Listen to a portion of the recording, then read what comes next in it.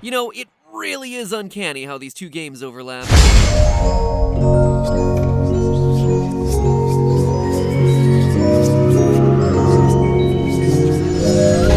Hello, Internet! Welcome to the 200th episode of Game Theory. I mean, technically it's the 201st and a half episode because we had a mini theory way back on the channel a long time ago that's now privated because of reasons. And then technically the Bendy episode last week was the 200th episode, but I thought this felt more appropriate because it's solving FNAF with one final mega theory. So the 200th episode of Game Theory, proud members of the Pink Guy Truthers Club. Now, for those of you who don't know, one of the longest held debates in FNAF theorydom is whether this murderer watching children die is the same as this murderer watching children die. Because of their different colors, they became dubbed Purple Guy and Pink Guy, the two most threatening colors. Taste the rainbow, slaughter the rainbow.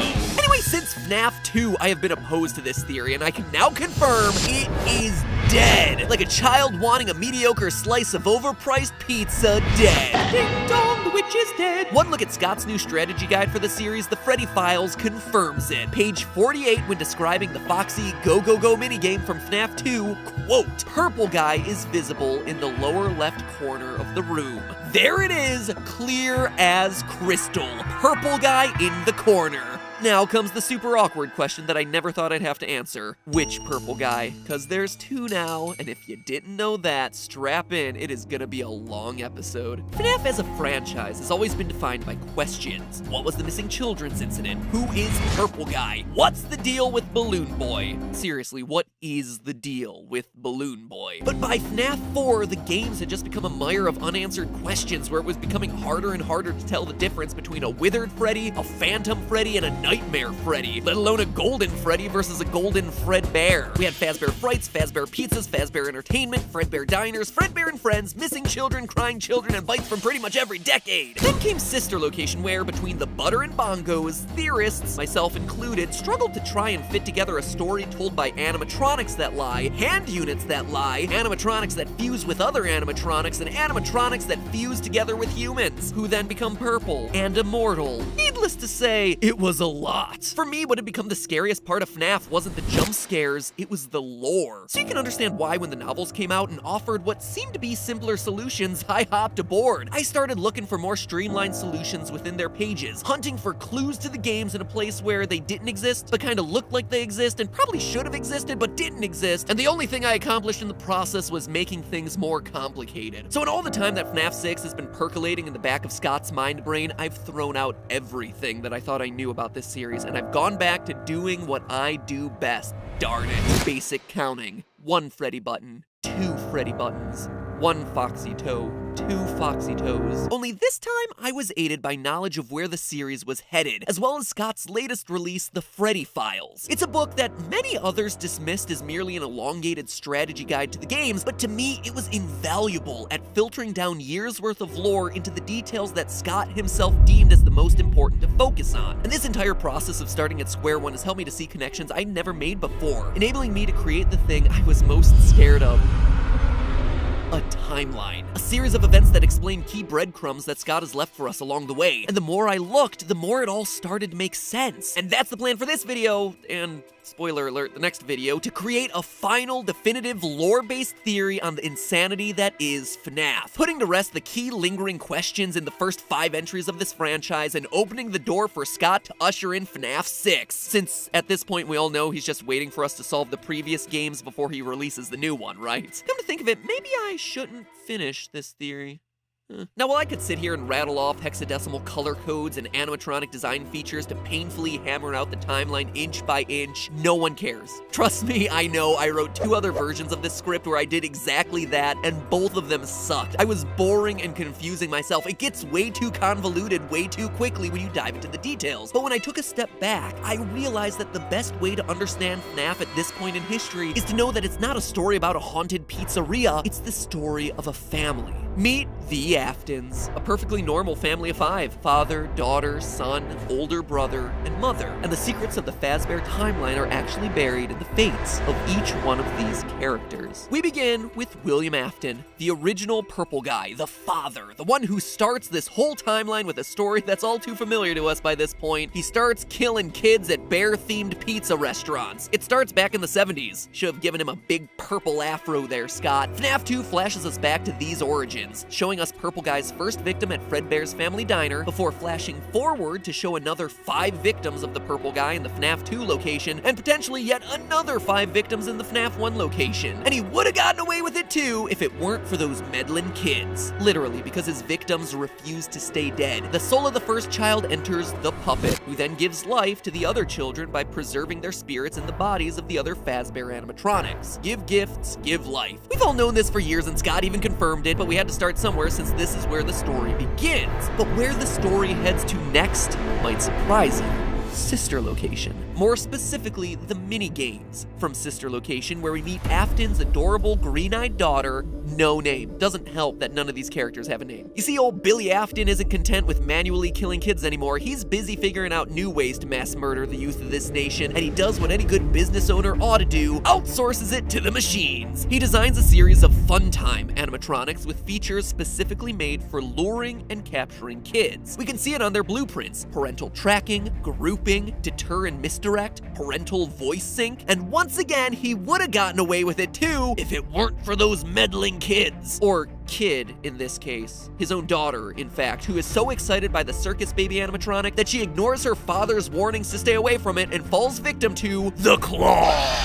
In true FNAF fashion, she done gets herself scooped, goes on to possess Circus Baby, and that causes the eye color of Baby to shift from blue to green. The tragedy results in the spin-off restaurant Circus Baby's Pizza World closing down in one day. The day it opens, and the fun times get stored, as the trailers say, deep below ground where memories sleep, just waiting for the day that they become rentals. One Afton down. Now, before we kill off the next Afton child, let's rewind a minute to explain why Afton's daughter getting turned into human Froyo goes here, since this is a pretty extreme break from how most people understand the FNAF timeline. Evidence the first, not only do we see the animatronics actively moving around their respective galleries, but their luring and capturing features were built with the specific intention of them acting as free-roaming robots, something that we know was phased out in the aftermath of the bite of '87. We also know that this incident happens before Springlock suits get decommissioned. On night 4 of Sister Location, Baby traps you inside a Springlock suit and says this: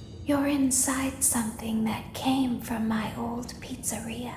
I don't think it was ever used. At least not the way it was meant to be used." So Circus Baby and her pizzeria were from a time before the unfortunate incident at the Sister Location involving multiple and simultaneous spring lock failures, which prompted all spring locks to be banned, aka the bite of '83. More on that whole thing in a minute. But perhaps the biggest clues to the timeline placement of the Baby incident come from FNAF 4, what most of us have considered the first game in the timeline, where the crying child gets bitten at his birthday party while psychic friend Fredbear, he's here, he's there, he's everywhere, who you gonna call? Psychic friend Fredbear, promises to put him back together. Throughout the game, the crying child, Afton's youngest son, keeps hearing the words, "Remember what you saw," repeated over and over to him. When the game first came out, the best I could do was speculate about what this was referring to, but now I think we have our answer. This moment. His sister getting scooped. The crying child saw this happen, thus prompting his fear of animatronics. And we know he saw it through one crucial design detail that Scott included. Look at how this kid's nightmares of Fredbear materialize. The stomach mouth. It's a design detail that we all overlooked, but there it is, positioned in the exact same way that Baby rips in half to claw grip Afton's daughter. It's how a child would perceive that incident. And that's not all. It also explains why the Afton home has an empty girl's room in it, something that Scott clearly thought was important for us to see. So why is it empty? Because the sister is gone. She's dead. She's a victim of William's sloppy kidnapping scheme. Just to be clear, I know a previous theory said this girl was Baby, but she's not. It was a predictive theory based on visual similarities that didn't pan out. In Sister Location, Scott very clearly showed us that Afton's daughter doesn't wear her hair in pigtails and has a different color of hair than the pigtail girl in FNAF 4. And we all know how picky Scott is about colors, at least at this point in the series. He learned his lesson after the whole pink guy thing. That's not all. Ballora also gives us an interesting perspective as we move on to the next member of the Afton clan. Here's a big question that no one's thought to ask about this series yet. The mother, Mrs. Afton, where is she? I mean, don't get me wrong, adoption is a great thing, but something tells me that Slick Willie over here isn't the single father of 3 type. It was a question that I had never considered until the answer practically slapped me in the face while I was reading the Freddy files. On page 127, Scott draws a very clear contrast between Funtime Freddy's voice system and the one belonging to Baby and Ballora. Quote, Funtime Freddy's audio seems pre-recorded and relates to kids and birthday parties, unlike Ballora and Circus Baby's audio, which is more complex, end quote. It's an interesting detail for Scott to specifically call out that I honestly never considered. Ballora is much more aware of her surroundings, responding in real time to movement in her chamber and not seeming to rely on pre-recorded lines like the more rudimentary animatronics. I can hear someone creeping through my room.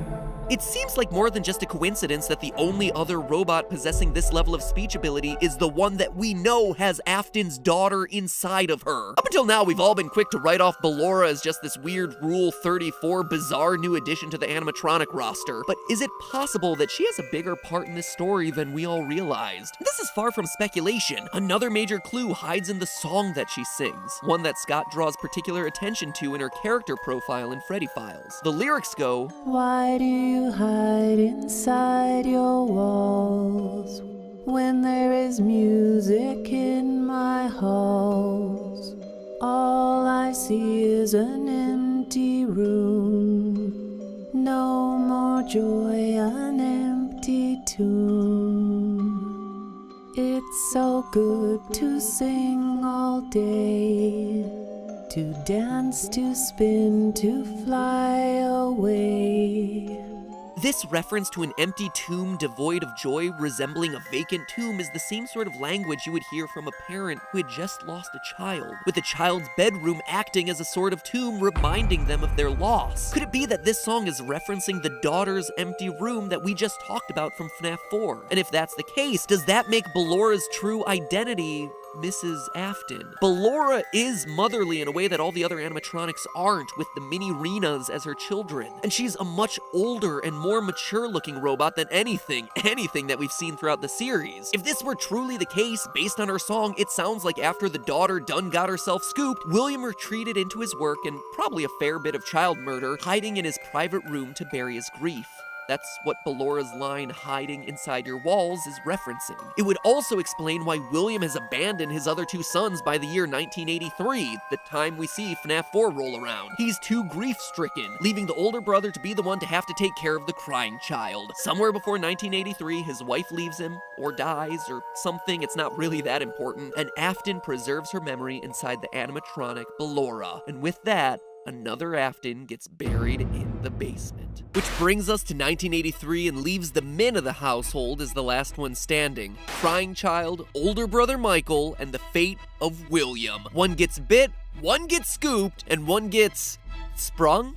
Ugh, I don't know, that sounds kind of bad. Regardless, the debate of whether Michael or William is the true purple guy who ends up in Springtrap is part of next week's video, along with how we know that this is 1983 and my definitive answer on who the crying child becomes. So make sure you ring the subscription bell down below to find out next week as soon as part 2 of this ultimate FNAF theory airs. Seriously, do it, otherwise you'll never know how this series ends, and you'll forever be wondering whether it's Will Trap or Mike Trap. And then FNAF 6 will come out and everything will be all higgledy-piggledy. And as a final treat for those of you who want to get super nerdy about the series and need more clarity on these early controversial timeline placements, well, if you look beyond just their fancier, more modern design, the evidence around the sister location animatronics points to them being earlier models. One detail of FNAF 4 that I've been kicking around in my head for a year now is the canonicity of the Halloween update. In the update, Scott included 3 new characters, Nightmare Mangle, Nightmare Balloon Boy, and Night Marionette. The appearances of Mangle and Marionette were both labeled as non-canon to the series, but things hit a wrinkle with Nightmare Balloon Boy because he got a pass. He was deemed canon, and that set off huge red flags for me because it tells us a crucial detail. That by the time of FNAF 4, Mangle doesn't exist yet and Crying Child hasn't seen the puppet, but Balloon Boy does exist and has been seen by little Jimmy Night Terrors over here. Logically, for Scott to officially say that Nightmare Balloon Boy is canon, he has to have predated the events we see in FNAF 4. Balloon Boy had to be around prior to 1983, which leads us to what we see and hear in Sister Location. Sister Location's location is full of humanoid robots. Sure, there's Balor and Baby, but there's also these little dolls that share a similar shape and visual style to Balloon Boy, making it seem like an earlier pizzeria had a more human theme than the Fazbear restaurants. That restaurant, I believe, was Circus Baby's Pizza World. Now, one thing I know people are gonna bring up, in Sister Location, Hand Unit says, due to the massive success and even more so the unfortunate closing of Freddy Fazbear's Pizza, it was clear that the stage was set, no pun intended, for another contender in children's entertainment. Hearing the location of Sister Location opened after Fazbear Pizza closed down would lead you to assume that the events of Sister Location are happening later in the timeline, and you wouldn't be wrong, they are. But Hand Unit is talking about Circus Baby's entertainment and rentals. Baby and Ballora were built for Circus Baby's Pizza World, which, as I showed, came out long before that. This coincides with what we learned about Circus Baby's Pizza World in the pre-game teaser Scott released on Scott Games. Quote, the grand opening of Circus Baby's Pizza World has apparently been canceled due to reported gas leaks in the building. There was only a handful of people that ever got to look inside, kids from here and there, end quotes. Obviously, this is all a cover-up for them actually closing the restaurant in the wake of Afton's daughter's death. That's beside the point. What's important here is that the animatronics were built at an earlier time, clearly during a period when Rosy Cheeks got a big thumbs up in the design department and were then stored underground after opening day when Afton's girl got scooped. Some were kept in rotation, rented out for parties, which explains how Balloon Boy shows up in FNAF 2, while all the others got forgotten underground, only to be uncovered when Michael was sent to put them all back together. Wait, are you all still here? Oh good, because I have yet to say it. Remember, it's all just a theory. A game theory. See you next week for the finale to my final FNAF theory. Well, at least final FNAF lore theory. I suppose I could do a science one if the mood struck. And if there is eventually news for FNAF 6, I could do a predictive theory about it, I guess. By the way, did you hit that bell yet? You should to celebrate our 200th episode, give or take 1.5 or so. But whatever, this one feels like a big event. And finally, you remember my YouTube Red series Game Lab? Another episode is free for you to watch right now. No YouTube Red subscription required. Available internationally, no problems. Just click on it and watch. And it is, lo and behold, the FNAF episode. I put myself as well as 3 other YouTubers through a real-life version of the FNAF series. 100% recreated too, like battery-powered doors and everything with limited energy. It's great. Check out how I do in a real-life version of FNAF by clicking the box to the right. Now, if you'll excuse me, I need to go record part 2 of this episode so that way you have it ready in time for next week. Not letting you down, not making you wait a questionable amount of time for the finale to this whole thing. We got this. It's gonna be a good one.